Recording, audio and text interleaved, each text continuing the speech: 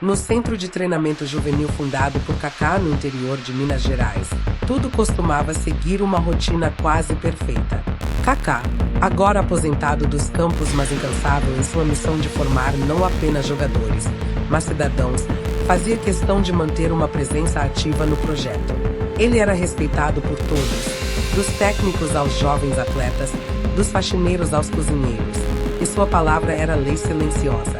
Até que, em uma manhã chuvosa, um detalhe aparentemente insignificante despertou sua desconfiança. Enquanto caminhava pelos fundos da cozinha após uma reunião com os coordenadores, Kaká avistou Marta, a cozinheira do centro, guardando discretamente o que pareciam ser porções de comida em pequenos potes plásticos.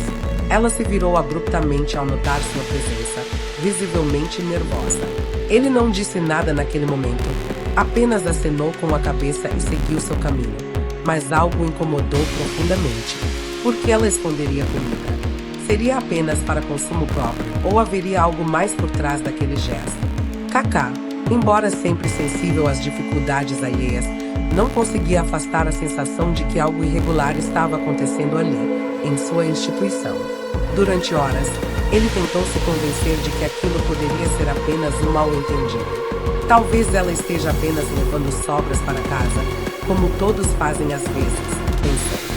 Mas, quanto mais tentava racionalizar, mais a imagem de Marta olhando assustada o assombrava. E o fato de ela ser uma funcionária antiga e respeitada tornava a situação ainda mais desconcertante. Decidiu, então, observar antes de tomar qualquer atitude precipitada. Nos dias seguintes, Kaká passou a monitorar discretamente os horários da funcionária. Percebeu que Marta sempre era a primeira a chegar e a última a sair. E, ao fim do expediente, saía pela porta lateral com uma sacola modesta. Ele chegou a verificar discretamente as câmeras internas para confirmar seus movimentos, mas nunca encontrou nada que justificasse um confronto direto. Ainda assim, o incômodo persistia. O dilema moral começou a crescer dentro dele. Deveria confiar no histórico dela ou investigar mais a fundo. Um dos momentos mais desconcertantes aconteceu numa tarde em que Marta, sozinha na cozinha, foi flagrada por Kaká novamente empacotando alimentos. Dessa vez, ele a observou à distância, sem se anunciar. Ela parecia cuidadosa, mas não com medo, como alguém que já havia feito aquilo muitas vezes, quase por instinto. Kaká se sentiu dividido. Lembrou-se dos tempos difíceis em que sua própria mãe economizava cada grão de arroz para alimentar a família. Seria Marta uma ladra? Ou apenas uma mãe desesperada? Certa noite, incapaz de dormir, ele pegou o carro e decidiu seguir Marta discretamente até sua casa. Não contou a ninguém, nem mesmo à esposa. Sentia-se quase envergonhado por estar tomando uma atitude que beirava a invasão de privacidade, mas sentia que precisava entender. A estrada era longa, o bairro periférico, esquecido. Quando ela desceu do ônibus com sua sacola, caminhou por vielas estreitas e sem iluminação até chegar a uma pequena casa de alvenaria simples. Kaká observou de longe, escondido no carro. Foi ali que algo dentro dele começou a mudar. Pela janela quebrada, pôde ver Marta sendo recebida por duas crianças pequenas, que a abraçaram com força. Logo, ela retirou os potes de comida da sacola e os entregou às crianças, que os abriram com os olhos brilhando como se fosse um banquete. Um senhor idoso, provavelmente o pai dela, apareceu na porta, sentando-se com dificuldade numa cadeira de plástico. O que Kaká viu naquela noite não foi crime, foi sobrevivência. E, acima de tudo, foi amor. De volta ao carro, ele sentiu um nó na garganta. Tudo fazia sentido agora. Marta não estava roubando. Ela estava alimentando sua família com o pouco que podia levar. No dia seguinte, Kaká chegou mais cedo ao centro, decidido a conversar com ela. Mas não para acusá-la, para entender melhor e talvez ajudar. Enquanto aguardava a chegada dela, pensava na ironia da vida. Quantos como Marta passavam despercebidos todos os dias? Quantos heróis anônimos escondem sua luta atrás de um avental manchado de óleo ou de mãos calejadas? Kaká, que havia enfrentado gigantes nos gramados do mundo inteiro, sentia-se pequeno diante da grandeza silenciosa daquela mulher. Naquela mesma noite, depois de voltar da casa de Dona Marlene, Kaká ficou sentado sozinho na varanda de sua casa, olhando o céu escuro de São Paulo. Não era comum ele ficar tanto tempo em silêncio, mas algo naquela visita havia revirado o coração dele de forma irreversível. Pegou uma foto antiga, guardada em um dos álbuns que sua mãe havia feito. Era ele, ainda menino, com os joelhos ralados e o uniforme de treino surrado, sorrindo ao lado do pai, que segurava um marmitex de alumínio. Lembrou que, durante muitos anos, a mãe fazia uma comida simples e o pai passava no canteiro de obras antes de levá-lo ao treino. O lanche que levava nunca era comprado na cantina como os outros meninos. Era arroz, feijão e ovo cozido embrulhado num pano de prato. Na época, ele tinha vergonha. Hoje, sentia orgulho. Na manhã seguinte, decidiu conversar com o velho Jonas, o treinador mais antigo do centro. Um homem de poucas palavras, mas de olhar atento. Kaká o chamou para tomar um café no refeitório. Jonas, posso te perguntar uma coisa? Claro, garoto. Diga, você já se sentiu envergonhado por ter julgado alguém errado? Jonas deu um gole lento no café e respondeu. Mais vezes do que gostaria de admitir. O problema é que a gente aprende tarde demais que o que os olhos veem nem sempre é a verdade inteira. Kaká assentiu. Contou, com discrição, tudo o que havia visto e sentido em relação a Marlene. Jonas não parecia surpreso. Sabe, Kaká, as pessoas mais valiosas aqui dentro são justamente as que ninguém nota. A Marlene, o seu Osmar que cuida do gramado, a dona Neide da lavanderia. Eles mantêm esse lugar de pé enquanto os holofotes estão voltados para o campo. Aquela frase ficou ecoando na mente de Kaká. Ele, que sempre fora o centro das atenções, começou a se perguntar quantas vezes havia passado direto por pessoas como Marlene, sem sequer cumprimentar. Quantas histórias ficaram invisíveis aos seus olhos apressados.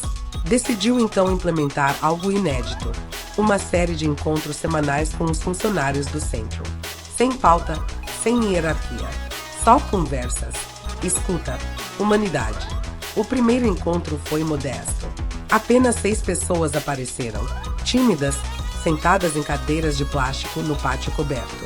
Kaká chegou de boné, camiseta simples, sem seguranças e sentou-se no meio, como igual. Perguntou o nome de cada um, de onde vinham, quantos filhos tinham, o que sonhavam. Quando chegou a vez de Marlene, ela hesitou, mas, com o olhar de incentivo do grupo, falou. Eu só quero ver meus netos formados. Quero que eles tenham oportunidades que meu filho não teve. Que estudem, que sejam respeitados. E que, se possível, alguém os veja com o mesmo carinho que eu tento ver cada um desses meninos aqui no centro. O silêncio que se seguiu foi pesado. Ninguém ousava quebrar aquele momento. Kaká, com os olhos úmidos, apenas disse: a senhora já está mudando o mundo deles. Agora é a nossa vez de ajudar a mudar o seu também. Nos dias seguintes, o centro começou a se transformar. Não nas instalações, ainda que reformas fossem feitas depois, mas no espírito. Os atletas jovens passaram a se oferecer para ajudar na cozinha, os treinadores passaram a almoçar com os funcionários, e histórias começaram a ser trocadas em vez de só comandos e ordens. Certa tarde, enquanto andava pelos corredores, Kaká ouviu algo que mexeu com ele. Um garoto do sub-17 dizendo ao amigo que queria ser como a dona Marlene quando crescesse. Que queria ser alguém que fazia a diferença mesmo sem aparecer na TV. Aquela frase foi como uma medalha invisível no peito do ex-jogador. Mais valiosa que qualquer taça. Mas havia mais a ser feito. Kaká começou a visitar discretamente as casas de outros funcionários. Descobriu que um dos seguranças dormia em um quartinho emprestado do lado do campo, porque não tinha dinheiro para transporte todos os dias. Que a moça da lavanderia criava sozinha 3 filhos pequenos, sendo um com paralisia cerebral. Ele ficou em silêncio diante dessas descobertas, mas seu coração começava a arder por dentro, não de culpa, mas de responsabilidade. Ele decidiu criar o que chamou de Fundo Invisível, um projeto interno, financiado com parte de sua renda pessoal e doações voluntárias de ex-atletas e empresários próximos. Nada de alarde, nada de publicidade. O fundo serviria para ajudar discretamente funcionários em situações difíceis, pagando tratamentos médicos, bolsas escolares para filhos e pequenas reformas nas casas. Marlene foi a primeira beneficiada, sem saber. Um pedreiro apareceu certa semana para consertar o telhado da casa dela, que vivia com goteiras. Um tempo depois, chegaram livros escolares e uma mochila nova para o neto. Ela chorou, mas nunca soube quem enviou. E Cacá nunca quis que soubesse. Na última sexta-feira do mês, outro encontro aconteceu. Dessa vez, mais de 20 funcionários estavam presentes. Cacá se levantou, olhou cada um nos olhos e disse: "Não somos uma equipe de futebol. Somos uma família. E em família, ninguém fica para trás." Os aplausos vieram tímidos no início, mas logo tomaram o pátio todo. Marlene, com os olhos marejados, segurou a mão de Cacá e disse: "Obrigada por nos enxergar." Cacá sorriu. "Vocês sempre estiveram aqui. Eu que demorei a ver." Naquela manhã chuvosa, Cacá chegou ao centro de treinamento mais cedo do que o habitual. Não para dar palestra ou acompanhar os treinos, mas para observar. Silencioso, sem uniforme, caminhava pelos corredores ainda vazios, sentindo o cheiro de café recém-passado vindo da cozinha. Não queria ser visto. Queria ver. Era o último dia da semana, diferente dos outros. Ele havia pedido à administração que deixasse o refeitório fechado para reformas durante o café da manhã. A ideia era simples: entender, de forma quase invisível, quem seriam os primeiros a se oferecer para ajudar quando não houvesse refeição pronta. Às 6h40 da manhã, o primeiro a aparecer foi Darlan, um dos preparadores físicos. Depois veio Léo, o auxiliar de limpeza. Marlene chegou por último, com uma expressão de surpresa quando viu que o local estava fechado. Em vez de reclamar, pegou um pano, começou a limpar o chão da cozinha. Com a ajuda improvisada de Léo, começou a preparar café para todos. Cacá observava tudo de longe, do vão de uma porta entreaberta. Não havia nenhuma câmera, nenhuma equipe de reportagem. Apenas pessoas sendo elas mesmas. Foi ali, naquele momento banal, que ele entendeu. O verdadeiro caráter se revela na ausência de plateia. Não é sobre o que fazemos quando somos observados, mas o que fazemos quando ninguém está olhando. Mais tarde naquele dia, decidiu reunir os jovens jogadores em uma roda no campo. Sem chuteiras, sem bolas, apenas sentados na grama molhada. E contou a eles tudo o que viu naquela manhã. Ao terminar, fez uma pergunta: "Quem aqui sabe o nome completo de todos os funcionários deste centro?" O silêncio foi absoluto. Alguns trocaram olhares desconfortáveis. Um garoto do Sub-15 tentou lembrar o nome da moça da lavanderia, mas errou. "E quantos de vocês sabem o nome de todos os jogadores do Real Madrid ou do PSG?" Quase todos levantaram a mão. Cacá sorriu com tristeza. Isso diz muito sobre o que estamos valorizando. A partir daquele dia, instituiu um novo tipo de desafio. Cada jogador deveria conversar por pelo menos 10 minutos por semana com alguém da equipe de apoio. Sem celulares, sem distrações. Apenas escuta. As conversas se tornaram o novo treinamento invisível, como ele chamava. Alguns resistiram no início. Outros logo se renderam. Em poucos dias, um jovem atacante chamado Bruno descobriu que o segurança noturno, seu João, havia sido jogador de futsal profissional nos anos 80. Outro, Pedro, se comoveu ao saber que a copeira Antônia estava criando 3 netos após perder a filha em um acidente. As paredes do centro, antes frias e funcionais, agora pareciam pulsar com histórias. Cacá, por sua vez, mergulhou cada vez mais na convivência com Marlene. Certa noite, aceitou um convite tímido dela para jantar em sua casa. O lugar era simples, no subúrbio de São Paulo, com móveis antigos e cortinas desbotadas. Mas a mesa estava posta com cuidado, e o arroz com frango tinha o tempero de quem cozinha com amor e gratidão. Enquanto jantavam, Marlene mostrou a ele um caderno de anotações. Nele, havia páginas e mais páginas com nomes, datas e observações. Mas não eram receitas, como Cacá pensou inicialmente. Eram registros dos meninos do centro. Comentários como: "Lucas está mais calado essa semana. Talvez sinta falta da mãe." Ou "Tiago está comendo muito rápido. Será que está sem comida em casa?" Cacá ficou sem palavras. "Por que a senhora anota tudo isso?" Porque ninguém nota, mas eu vejo. E se eu vejo, eu cuido. Naquela noite, ao chegar em casa, Kaká chorou. Não de tristeza, mas de uma emoção tão profunda que doía. Ele percebeu que nunca, em todos os anos de carreira, em todos os gramados do mundo, havia encontrado um olhar tão atento quanto daquela mulher anônima da cozinha.